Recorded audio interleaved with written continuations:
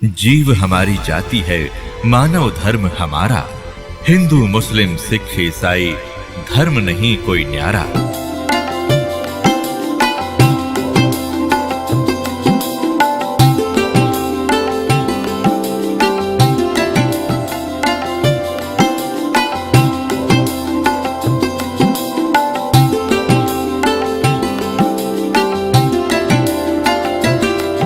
और संत किसे कहते हैं? सतगुरु उसे कहते हैं। सतगुरु के लक्षण कहूं, मधुरे बैन विनोद, 4 वेद 60 शास्त्र वो कहे 18 बोध। सतगुरु होगा जो इन सदग्रंथों से ज्ञान दे और प्रमाणित ज्ञान हो। अब जो प्रसंग चल रहा है कि जैसे अब आप जी नियमित रहे, अब आपको कुछ दिन समस्या रहेगी, क्योंकि अभी हमारे इस ज्ञान का प्रकाश कम हुआ है। घर घर के अंदर विरोध है, गांव गांव में विरोध है, समाज के अंदर विरोध है, क्योंकि जगत और भगत के क्रियाओं में और विचारों में सदा से भिन्नता रही है। और इसीलिए कहा है कि जगत और भगत का आपस में विरोध रहा ही है और ये रहेगा भी। जब तक जगत को आप जैसा ज्ञान नहीं होगा तो वो विरोध करेंगे ही करेंगे, स्वाभाविक है। उनको अच्छा सा नहीं लगता। जैसे यहाँ पहली बार कोई व्यक्ति आता है और दूसरा आके प्रणाम करता है, वो खड़ा खड़ा देखता रहता है, ये क्या कर रहे हैं यहाँ पर, उसको अच्छा सा नहीं लगता, क्योंकि वो तो अहंकार में कोई छोटी मोटी पोस्ट हो तो उसने तो भारी बात हो जाती है, कैसे लंबा लेटूं। ये होता उनमें जो भक्तिहीन होते पिछले जन्म के, और पिछले जन्म के भक्ति युक्त प्राणी होते हैं, चाहे कितना बड़ा अधिकारी हो तुरंत समर्पित हो जाता है। वो पिछले संस्कार उसको अपने आप झुका देते हैं। उदाहरण के लिए जैसे सरसों आपने देखा होगा, सरसों जब तक उसकी फलियों में दाने नहीं होते, यानी उसकी कीमती नहीं होती, तब तक वो ऐसे खड़ी रहती है। और ज्यों ज्यों वो पकती चली जाती हैं, वो उनमें वो कीमती बनती जाती है, उनकी वैल्यू बनती है, वो झुकना शुरू कर देती है और इतनी झुक जाती है कि जमीन को छूने की चेष्टा करती है, क्योंकि ईब उनकी कीमत बन गई, वो कीमती हो गए, उनके अंदर वो शक्ति आ गई, वो कीमत बन गई। और जब तक वो यूजलेस थी, वो न्यों खड़ी थी आकड़ी ऊपर ने। तो इसी प्रकार जो पूर्व जन्म के भक्ति युक्त होते हैं, उनका स्वभाव होता झुकने का, वो खड़े रह ही नहीं सकते। उनके अंदर पिछली भक्ति इतनी जबरदस्त होती है। और जो भक्तिहीन होते हैं वो आकड़े रहा आकड़नों, लेकिन उनमें भी भक्ति बन जाएगी। सत्संग सुनेंगे, भगवान की अमृत वाणी सुनने मात्र से संस्कार शुरू हो जाते हैं। चाहे वो घर पर सुन रहा है मालिक दास के वचन, किसी टीवी पे, या अपने किसी इस सिम के अंदर या इस चिप के अंदर से जो सत्संग सुनते हैं, वो भी संस्कार भरने शुरू हो जाते हैं, उसमें वजन बनना शुरू हो जाता है। फिर धीरे धीरे यहाँ भी आता है, फिर सत्संग सुनता है, यहाँ जो है प्रणाम करता है, फिर उसके अंदर वो भक्ति संग्रहित होकर अपने आप झुकना उसका स्वभाव बन जाएगा। फिर उसको बुरा लगेगा जब झुका नहीं का, प्रणाम नहीं करेगा तो उस पर कह नहीं जा।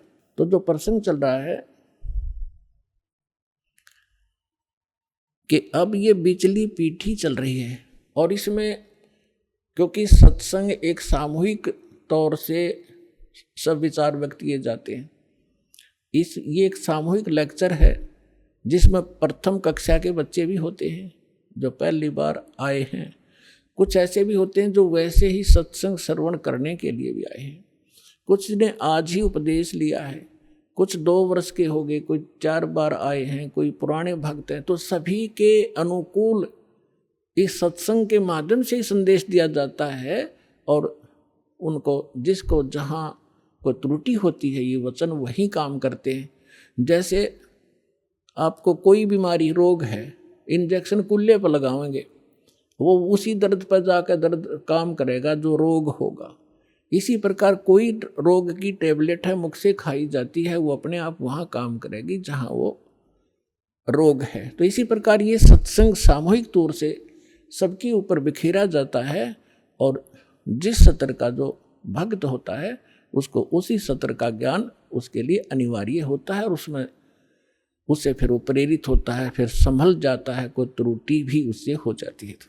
तो इसलिए इस सामूहिक तौर से सभी फाउल पॉइंट भी बताए जाते हैं कि यहाँ आप मार खाते रहे हो और ये समस्या आ जाती है। तो दास जो कह रहा था कि अभी आपको कुछ परेशानियां आएंगी और आ भी रही हैं, और फिर भी आप संघर्ष कर रहे हो समाज के साथ, क्योंकि आपको ज्ञान सही प्राप्त हो गया और आपको सुख भी मिल रहा है,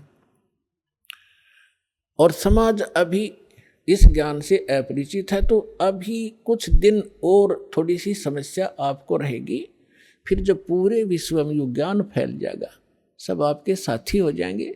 आप जो भी वचन कहोगे, जैसे हमने रामायण और महाभारत सुनते सुनते कान पक गए, हजारों वर्षों से सब ने सुन ली, सब ने मान ली, सारी सही बिल्कुल राम कृष्ण समर्थ भगवान। अब कोई भी कितना खड़ा होकर कोई कहा करता कृष्ण जी ने न्यू कर दिया, सारे नाड़े लाया करते, हाँ जी बस ये समर्थ शक्ति है, सर्वशक्तिमान है, हाँ जी। अब कहते हैं झूठ को 100 बार सुन ले वह सत्य लगने लग जाती है, और हमने सुन रखी थी लाखों बार, तो वो एक रस हो गया था, कोई ऑब्जेक्शन नहीं रहा। अब ये सच्चाई भी ऐसे ही दास बार बार रह कर सुनाओगा, तो ये सच्चाई भी आपको एक दिन सबने स्वीकार करनी पड़ेगी, और सभी ऐसे ही गर्दन हिलाया करेंगे, बिल्कुल सही, यही है ज्ञान और ज्ञान ही नहीं, और यही कबीर है भगवान और भगवान ही नहीं, इस ज्ञान से ही होगा। तो इस प्रकार अभी आपको प्रॉब्लम रहेगी और संघर्ष करो, ये तो आज़ादी की सी लड़ाई समझ लेना, लेकिन हमारी लड़ाई हथियारों की नहीं, ज्ञान के शस्त्र से हमने लड़ना है। कबीर साहब का ज्ञान ऐसा है, कहते हैं और ज्ञान सब ज्ञानड़ी, कबीर ज्ञान सो ज्ञान, और जैसे घोड़ा तोब का करता चले मैदान तो कर दिया शंकराचार्य, हमने निमंत्रण उनको दे लिया, कहा जो जी चर्चा करो, कुछ हमारी त्रुटि हमें बताओ, आपकी हम बतावाएंगे, उसको एक समाज को एक दिशा दे दें। लेकिन कुछ भी रहा हो, चाहे वो अपने आप को गण्याडी मान रहे होंगे, अके जावा रामपाल का तो कोई अस्तित्व नहीं है, लेकिन फिर भी गरीब के पास भी आ जाना चाहिए बड़े आदमियों ने, जो आमंत्रित करता है। दूसरी बात यह है कि उनके पास कख नहीं, उनको सारा पता लग चुका है, क्योंकि पुण्यात्माओं आज इतना सेंसिटिव मीडिया है, एक वचन भी दास ने इस पूरे सत्संग में गलत बोल दिया होता, ये बवंडर बना देते। और आज मैं सीधा छाती में मार रहा हूँ इनके सच्चाई को, और कोई चसक नहीं रहा, इतना वजन है सच्चाई के अंदर। तो वो यहाँ नहीं आए, दुर्भाग्य था हमारा, बहुत इंतजार की उनकी, लेकिन परमात्मा ने दया करी, इस साधना चैनल वाले पर न्यारी रजा कर दी दाता ने। इसने अपनी टीम भेज के और सबसे उनके इंटरव्यू ले लिए, खुश होकर दे दिए, धोती सी मन्नत धो दी उनकी, यहाँ पर दिखा दिया किसे शंकराचार्य है और किसे आचार्य है।